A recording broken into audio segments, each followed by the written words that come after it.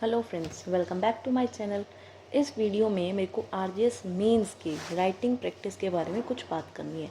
देखो, हमारा RGS pre हो चुका है। अब जिसको भी श्योरिटी है कि उसका प्री क्लियर हो जाएगा, बहुत सारे यूट्यूब पे वीडियोस आई हैं किसके रिगार्डिंग, कट ऑफ के रिगार्डिंग, कई 75 प्लस कह रहे हैं, वो आप लोग देखना। ठीक है, मेरा मेन टारगेट क्या है, मेंस के बारे में बताना।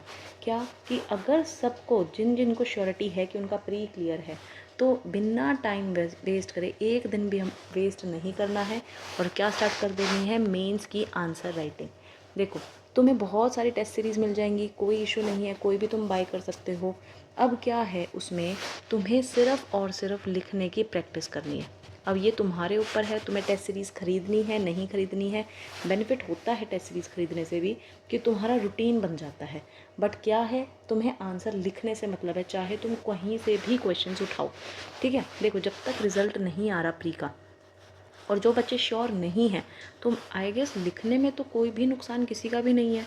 अगर तुम दिन में 3 आंसर्स भी लिख लोगे, 5 आंसर्स भी लिख लोगे, तो तुम्हें धीरे धीरे अपने आप 10th डे 11th डे जाकर धीरे धीरे कॉन्फिडेंस आने लगेगा। ठीक है, और जिनको कंफर्म है कि उनका प्री क्लियर है ही, तो उनको आज से ही बिना टाइम वेस्ट करे सिर्फ और सिर्फ लिखने की प्रैक्टिस करनी है। अब आंसर राइटिंग की भी प्रैक्टिस करनी है, एस्से की भी प्रैक्टिस करनी है, प्लस जजमेंट राइटिंग की भी। वो कैसे बनेगा, अपना शेड्यूल बनाओ।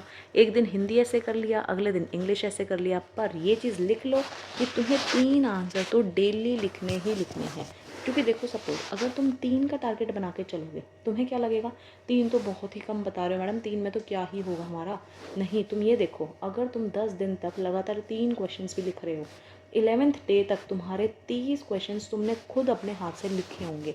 और यही तुम आलस कर रहे हो कि चलो हम तो सिर्फ 5 ही क्वेश्चन लिखेंगे, पर वो तुम लिख रहे हो सिर्फ 3 दिन ही। क्यों? क्योंकि तुम बिल्कुल टायर्ड हो चुके हो 5 क्वेश्चन लिख लिख कर। 3 दिन तक मैक्सिमम लिखोगे, कितने हुए, 15 क्वेश्चंस। कहने का मतलब क्या है, चाहे तुम कम लिखो, चाहे 3 क्वेश्चंस लिखो, पर कंसिस्टेंट रहना है तुम्हें। क्या रहना है, कंसिस्टेंट। क्योंकि तुम लगातार वही चीज़ करते जाओगे, उसी चीज़ को रिवाइज़ करते रहोगे, उसी चीज़ को लिख लिख कर प्रैक्टिस करते रहोगे, तुम्हें पता भी नहीं लगेगा मेंस आते आते तुम्हारा हाथ कितनी तेज़ बैठ जाएगा, तुम्हारी स्पीड कितनी तेज़ हो जाएगी, तुम्हारी रिवीजन कितनी बार हो चुकी होगी। मैं इसके लिए क्या कर रही हूँ, अब मेरा क्या टारगेट रहेगा कि मैं डेली के 3 क्वेश्चन जो हैं मॉर्निंग में अपलोड कर दूँगी। देखो, अगर वहीं मैं वीडियो लाऊँगी तो उससे तुम्हारा भी टाइम वेस्ट होगा, तो मैं यूट्यूब पर ही जो पोस्ट होते हैं, जो हम कम्युनिटी पोस्ट वगैरह करते हैं, उन्हीं पर मैं 3 क्वेश्चन मॉर्निंग में डाल दिया करूँगी, पोस्ट कर दिया करूँगी। जिसका मन करे वो अटेम्प्ट करके देख सकता है। आंसर्स भी मैं सेम डे डाल दूँगी, क्योंकि नेक्स्ट डे तक का बच्चा खुद भी वेट नहीं करेगा। नेक्स्ट आंसर्स भी मैं सेम डे पे डाल दूँगी। बट सपोज़ कोई भी क्वेश्चन है, सपोज़ व्हाट इज़ रेसिड्यू डिकाटा, अगर मैंने कोई ऐसा क्वेश्चन दिया तो मैं पूरा आंसर नहीं लिखूंगी, मैं मेन जो पॉइंट्स होते हैं मैं उसके वो लिख कर दूंगी कि सेक्शन 11 लिख दिया, इसके एसेंशियल्स इंग्रेडिएंट्स लिख दो, केस लॉज लिख दो। मैं सिर्फ ऐसे ही मेंशन करूंगी ताकि तुम्हें ये आइडिया हो जाए कि हाँ, इस क्वेश्चन के अंदर क्या क्या कुछ आना चाहिए।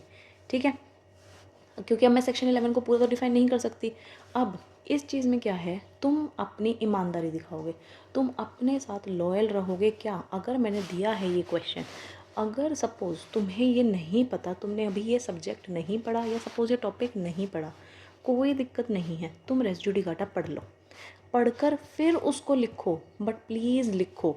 इससे फ़र्क नहीं पड़ता कि तुमने लर्न नहीं किया। बहुत टॉपिक होते हैं हमने लर्न नहीं करे हैं स्टार्टिंग में, बट तुम्हें क्या होगा, देखो, तुमने सपोज़ रेसिड्यू डिकाटा मैंने क्वेश्चन दिया, तुमने पढ़ा नहीं, बट तुमने उसको लर्न किया, लर्न कर कर बिना देखे तुमने लिखा, हो गया तुम्हें एक क्वेश्चन याद। ऐसे करके तुम्हें 3 क्वेश्चंस डेली के याद हो रहे हैं। प्लस मैंने बताया कि ऐसे मत छोड़ना, ऐसे को रेगुलर रखना। कैसे, स्टार्टिंग में धीरे धीरे अखबार पढ़ना स्टार्ट करो, फिर तुम उसको चाहे 1 पेज ही लिखो, बट तुम लिखो। क्यों? क्योंकि अगर तुम आज 1 पेज से भी स्टार्ट कर रहे हो ना, तो हम गारंटी हो 10th डे तक, 6th डे तक पहुँचते पहुँचते 1 से अपने आप 2 पेज पे आओगे, धीरे धीरे 3 पेज पे आओगे। तुम्हें पता ही नहीं लगेगा मंथ के अंदर अंदर तुम्हें कितना ट्रांसफॉर्मेशन आ चुका होगा। ठीक है, तो मैं तुम्हें यही सजेस्ट करूँगी, जो भी क्वेश्चन मैं दे रही हूँ प्लीज़ उसको पहले लर्न कर लो। अगर तुम्हें नहीं आता तो लर्न करके सिर्फ उसको लिखो। अगर तुम्हें फिर भी नहीं आ रहा कोई बात नहीं, तुम बुक खोल कर लिखो, क्योंकि अभी तुम हफ्ता ऐसे कर लोगे, उसके बाद तुम्हारा वो चीज़ का रूटीन बन जाएगा, तुम्हें उस चीज़ की रिवीजन होने लगेगी और फिर तुम बिना देखे भी लिख सकते हो। ठीक है, अब आ जाता है ये कहा जाता है वीकली टेस्ट। इसमें क्या है, मैं तुम्हें एक पूरे हफ्ते में जितने भी क्वेश्चंस वगैरह थे उन्हीं से रिलेटेड मैं एक वीकली टेस्ट भी तुम्हें पोस्ट प्रोवाइड करवा दूँगी। क्यों दे रही हूँ मैं ये सब, सिर्फ और सिर्फ तुम्हारी प्रैक्टिस के लिए, ताकि तुम ज़्यादा से ज़्यादा इसको लिखो। अब इसके अलावा तुम्हारी इच्छा है, तुम्हें कहीं से भी टेस्ट सीरीज़ लेनी है तुम ले सकते हो, मैं ऐसे टेस्ट सीरीज़ नहीं चलाऊँगी। ठीक है, क्योंकि मैं ऐसे ही क्वेश्चंस पोस्ट कर दूँगी जो मुझे मोस्ट इंपॉर्टेंट लगते हैं। किस पॉइंट ऑफ व्यू से, सिर्फ और सिर्फ आरजेएस की ही बात हो रही है, मैं किसी और जुडिशरी की बात नहीं कर रही हूँ यहाँ। ओके, अब मेरे को जो तैयारी के वक्त मुझे जो दिक्कत आई थी, वो मेरी दिक्कत ये थी कि मेरे को मेंस कॉपी कोई चेक कर नहीं दे रहा था। मेरे को बहुत दिक्कत आती थी कि प्लीज़ मेरी बस एक बार मेंस कॉपी चेक कर दो ताकि मुझे आइडिया हो जाए। 2-3 जगह मैंने करवाई किसी ना किसी से पूछ कर, बट इतनी सेटिस्फेक्शन नहीं मिलती। अब देखो, इसके मैं 2 सॉल्यूशन दूंगी। एक एक तो सॉल्यूशन ये है, या तो अपनी तुम सेल्फ चेक करो। अगर मैं सच बताऊं तो self check is the best. क्यों? क्योंकि जब तुम उसको सेल्फ चेक करोगे, सपोज रेसिड्यू डिकाटा टॉपिक है, आंसर्स मैं तुम्हें दे रही हूँ कि इसको मेन प्रोविजन लिखो, एसेंशियल्स लिखो, केस लॉ लिखो। मैं नाम नहीं लिख रही किसी भी चीज़ के, मैं डायरेक्ट ऐसे लिखूँगी केस लॉज, अगर मेरे को लगा तो मैं मेंशन भी कर दूँगी। ठीक है, एसेंशियल्स मैं ऐसे लिखूँगी।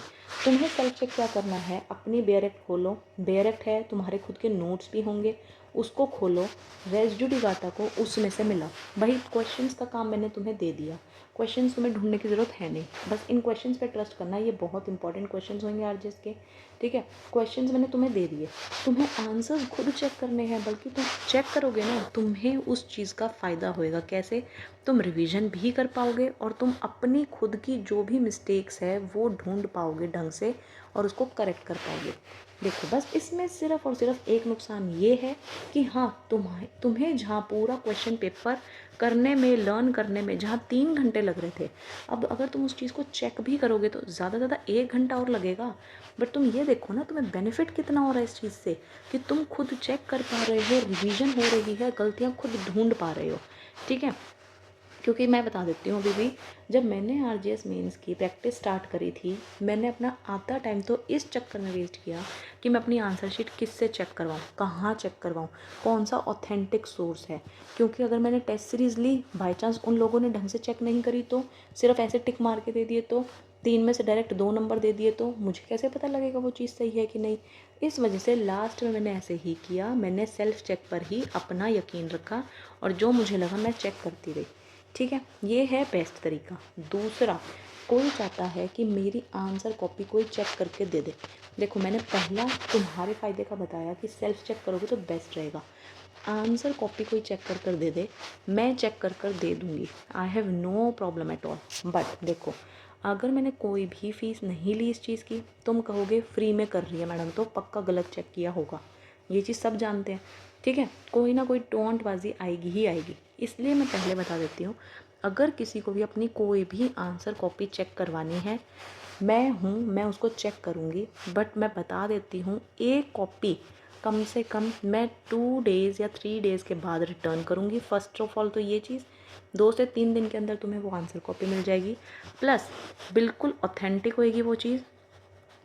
ऐसा नहीं है कि सिर्फ ऊपर ऊपर से टिक मार कर दे दिया, नहीं, वो तुम्हें मेरे आंसर्स चेक करने में ही दिख जाएगा कि मैम ने हमारी देखो गलती कैसे हाईलाइट कर रखी है।